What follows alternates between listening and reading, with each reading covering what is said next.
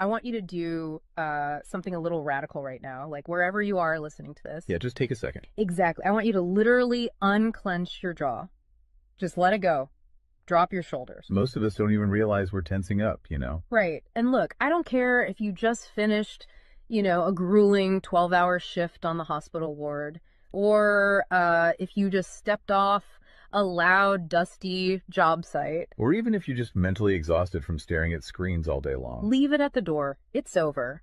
You are officially entering quiet mode. So just take a deep breath. That's the baseline we need for this. It really is. And now I want you to look at the phone sitting next to you, or maybe the smartwatch on your wrist.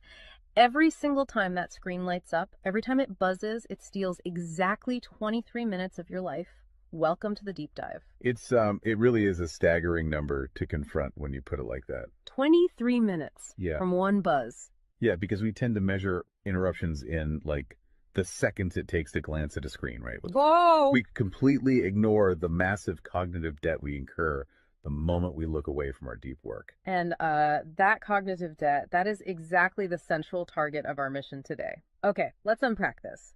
We are exploring The Sovereign Architect's Guide by Chillstar 08.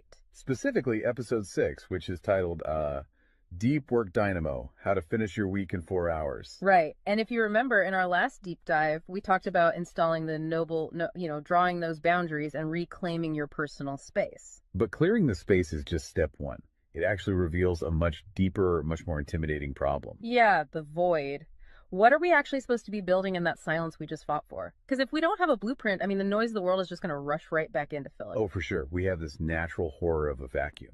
The second our schedule opens up even slightly, our instinct is to pack it with activity. We just have to be doing something constantly. Exactly. We are culturally conditioned to equate motion with progress. Yeah. But Chillstar 08 introduces a really brilliant distinction here. She talks about the trap of idling. I love this concept so much. Think about a car engine, right? Mm-hmm.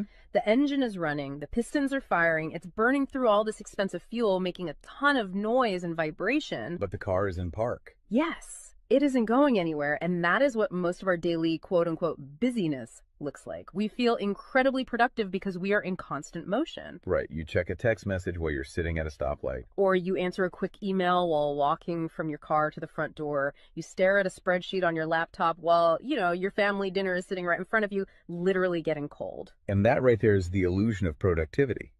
You end your day feeling physically and mentally depleted because you were constantly doing something. So you didn't actually do anything that matters. Exactly. If you step back and evaluate your legacy, the deep, meaningful work, the art, the business strategy, the relationships. Right, the relationships that actually move your life forward. None of it progressed. You spent 8 hours idling. You were everywhere, which means you were truly nowhere. Man, that hits hard. And this brings us back to that terrifying 23-minute statistic from the research she cites. I don't want to just gloss over this. No, we definitely shouldn't. Because understanding the mechanism behind it is crucial. Why does a 5-second distraction cost us almost half an hour? It basically comes down to how our prefrontal cortex manages working memory. Your brain is not a computer processor that can just run multiple applications in parallel. Right. We can't actually multitask. Exactly. When you are doing deep work, say writing a complex proposal, your brain loads this massive fragile web of context into your working memory. Like holding all the pieces of a puzzle in your hands at once. Yes. You are holding multiple variables, ideas, tones all at once. So when your phone buzzes and you glance at a text from your partner asking about groceries, your brain is forced to execute a context switch. So it has to dump all the proposal data just to load the grocery data. It literally flushes the working memory buffer, yeah. It has to process the new rules and the emotions associated with that text message. Wow. And then when you turn back to the proposal, you cannot just pick up where you left off. Your brain has to laboriously rebuild that entire web of context from scratch. Oh, I hate that feeling. Were you just staring at the screen like, what was I even saying? Right. It has to retrieve the thread of your argument. Remember the tone you were using, recall the variables. That rebuilding process takes an average of 23 minutes of cognitive effort. And it burns a ton of energy doing that, right? Massive amounts of glucose. That explains so much. I mean, that is why people hit 5 p.m. and feel physically exhausted, almost sick to their stomachs. Even if they've just been sitting in a really nice ergonomic chair all day. Exactly. They haven't been doing deep work. They've been doing cognitive gymnastics, just constantly flushing and reloading their working memory. They are burning fuel just to stay in park. So, okay, let me bring in what I like to call the transformer concept here. Because our focus is like an electrical grid. If you have, 50 browser tabs open, you are leaking energy as raw, unusable heat rather than concentrated light. That's a great way to look at it. So if we are all acting like our focus is this cheap renewable resource, how do we stop being what Chillstar '08 calls a subject to the pings of the world? I mean, how do we actually become the architect of our attention? Well, what's fascinating here is how she frames the philosophical shift we need. She says utility does not equal value. Oh, say that again. Utility does not equal value. Right. In the modern workforce, we have been completely conditioned to believe that being constantly available makes us valuable. Like if you answer a Slack message in 3 seconds, you're the hero. Exactly. You are praised as a good worker. Or if you jump on a Zoom call with like 5 minutes notice, you're a team player. But that is just utility. I mean, being highly available makes you a commodity. You're like a human router just passing information back and forth. And routers are easily replaced. True sovereignty, true value comes from being impactful. You simply cannot make a deep, lasting impact if your attention is constantly fractured by the agendas of other people. Yeah, when you operate like that human router, you are spending your finite, precious Mondays executing someone else's script. You're a subject to the pings of the world. Okay, so we know the biology of why this destroys our focus, and we understand the philosophical trap of, trying to be too available, but how do we actually fix the mechanics of our workday? We have to build the deep work dynamo. Right. So think of your attention like water pressure. If you poke 50 tiny holes in a garden hose, open browser tabs, email notifications, group chats. The water just trickles at the end. Exactly. You cannot wash a car with a trickle. You're just making the driveway wet. That's true. So the Dynamo Audit she lays out, it's about putting a high pressure nozzle on that hose. It narrows the opening to create a stream powerful enough to actually blast through the dirt. And the first step in that audit is auditing the physical environment itself. She calls it analyzing your signal to noise ratio. Okay, so visualize your workspace right now. She asks you to determine if it is a sanctuary or a transit hub. Let's be honest. Most of us are operating in transit hubs. A transit hub is a place of constant arrival and departure. People walking by, announcements over the loudspeaker, just a blur of motion. Yeah, and you can't build a legacy in a train station. But we need to push past the basic phones are distracting advice, right? Because our listeners already know that. Oh, absolutely. Chillstar '08's rule is much more brutal than that. She says if the phone is even sitting on your desk, even face down, it is acting as a parasite on your cognitive grid. A parasite, just by being in the room. The research supports this entirely, by the way. The mere presence of a smartphone in your visual field, even if it is completely powered off, measurably reduces your cognitive capacity. Because your brain is having to actively expend energy to ignore it, right? Exactly. It is running a background process that just keeps saying, don't check the phone, don't check the phone. That is energy being actively stolen from your primary task. So sovereignty literally begins the moment you physically remove the device from the room, put it in a drawer down the hall. Close the door. Make the physical environment quiet. But okay, let's say you've done that. That doesn't stop your own brain from creating internal noise, right? Like trying to juggle 5 projects at once.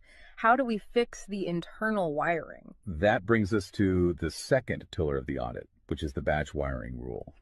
This directly addresses the danger of switching fatigue, which we touched on with that 23-minute penalty. Right, the cognitive glucose burn. Yeah.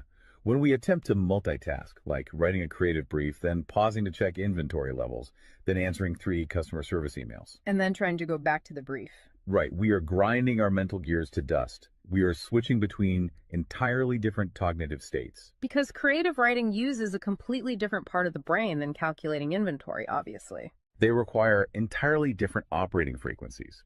So the batch wiring rule dictates that you must group similar tasks together based on their cognitive load. Okay. And you do not switch the current until that specific type of work is completely done. You do all your deep analytical thinking in one high voltage And burst. then you save all your reactive administrative stuff for a separate lower voltage block later in the day. Precisely. It's all about staying in one gear. Like if you are driving up a really steep hill, you don't constantly shift between first gear and fifth gear. You lock into the gear that provides the right torque and you just ride it out. That's a perfect analogy. But okay, here's where it gets really interesting. This leads to the third pillar of the audit, and this is where I actually need to seriously push back on the source material a bit. She calls this the zero access window. Ah, yes. This is usually where the resistance starts for people. Because it sounds impossible for a normal person. She says you cannot just plan to be focused, right? You have to legally schedule it. You have to lock in one sovereign hour. Yeah, 1 hour where you are legally dead to the outside world. No boss, no family, no, hey, do you have a second for a quick question? Just you and the blueprint. It's extreme, yes. But let's do a reality check here. I mean, I see how that works for a solo digital entrepreneur or a freelance writer. But what about someone whose literal job description is to be available? Right, like an IT support specialist. Or a floor manager or a nurse on a ward or even, a parent at home with a toddler. How do they justify just vanishing? It feels like this advice only applies to a very specific, privileged type of worker. That is the most common and, frankly, the most valid hurdle to this entire system. But we really have to look at how the principle scales, and we have to look at the internal psychology of the worker. Okay, walk me through that. First, let's address the context of Chillstar '08's own life. She is not some solitary monk living on a mountain. She is a wife, a mother, and a grandmother. Oh, wow. Okay. Yeah, and she runs a luxury travel agency and a digital marketing business. Her entire professional and personal life is built around communication and client management. She probably receives hundreds of legitimate demands on her attention every single day. So she is really in the thick of it. She isn't just speaking from some ivory tower. Far from it. She implements the zero access window because of those demands, not in spite of them. Now, for the IT manager or the nurse, obviously, you cannot vanish while on active duty if your role is acute response. Right. You can't ignore a burning server or a patient monitor. Exactly. But the principle applies to the deep work surrounding the active duty, the scheduling, the charting, the strategic planning. Even in highly reactive jobs, there is legacy work that gets pushed to the margins. That makes sense. And the challenge isn't just logistical, it is deeply psychological. It's the internal guilt, isn't it? Yes, exactly. People feel like bad employees or bad parents or bad partners when they set a hard boundary. Yeah. We tie our entire self-worth to our responsiveness. We think, if I am not instantly available, I am failing them. Man, that is so true. We feel guilty for taking an hour to ourselves. But setting a zero access window is not about neglecting your family or your team. It is about condensing your high level work into massive, high impact bursts of energy so that you can actually be present later. Wow. Okay. Consider the alternative. If you don't carve out that absolute focus, you end up giving your family or your team partial fractured attention for 12 hours straight. Exactly. You are physically at the dinner table, but mentally you are drafting an email. Or you are sitting on the floor playing with your kid, but you're checking a Slack notification over their shoulder. You are trading constant low quality availability for scheduled high quality presence. It is entirely about communicating boundaries to protect the quality of the time you do give people. You tell your team, look, I am going offline for 60 minutes to finish this crucial report. If the servers literally catch fire, call this specific emergency number. Otherwise, I will address all questions at 11:00 a.m. Right. You aren't vanishing to hide. You are vanishing to get the work done efficiently so you can actually live your life. Which brings us to the ultimate why behind this entire system. Because once you fight through that guilt, once you build this 4-hour fortress, you have to know what it is all for. It's not just about becoming a hyper-efficient robot. No, because if you use these tools just to do more of your boss's busy work or to take on 3 more stressful projects, you have entirely missed the point. You are just speeding up the treadmill. If we connect this to the bigger picture, the destination we are driving toward is a concept she calls passive magnetism. Okay, break down passive magnetism for us, because it sounds a bit abstract. Think of it as the gravity your work generates when it is undeniably good. Most people operate with active desperation. They are loudly networking, constantly posting, aggressively chasing clients or promotions. Just relying on sheer volume to get noticed. Right.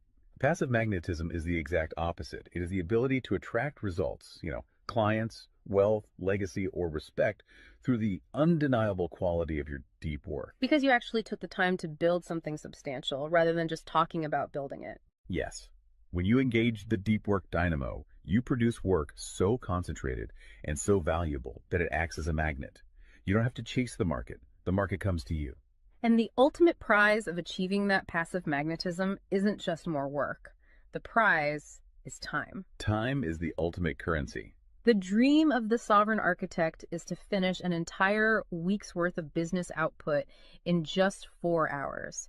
You do this high voltage work often while the rest of the world is literally still hitting the snooze button. You free up the remaining hours so you can go be a traveler, so you can be a creator. So you can be a fully engaged grandparent like Chillstar 08. Exactly. She frames it beautifully in the source text. She says, we wire for silent so we can live in volume. Oh, I love that. We embrace the discipline of the quiet fortress so that our actual lives can be loud, vibrant, and fully experienced. We are finally taking control of the dial.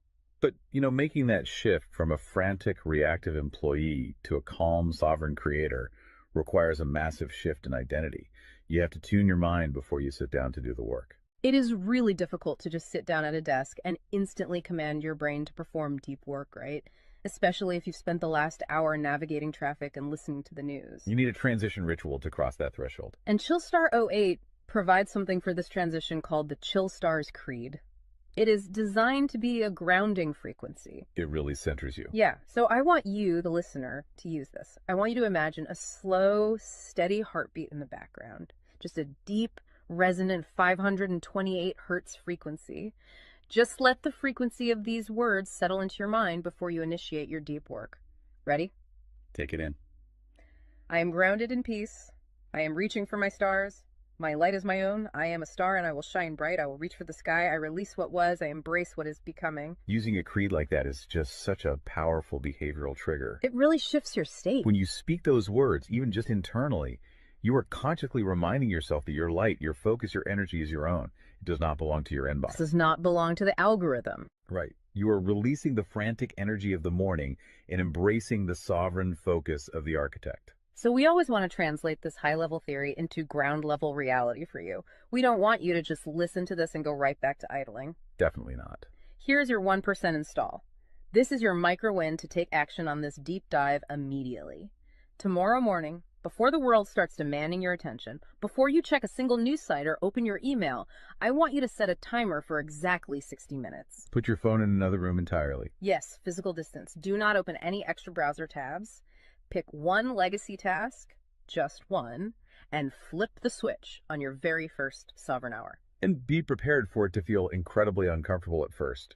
Your brain will crave the dopamine hit of a notification. Oh, you will feel an almost physical itch to check your messages. But if you can sit in that silence, if you can endure that initial friction, you will watch the dynamo start to spin. You will enter that flow state, and the old blueprints of hustling and grinding will be completely burned away.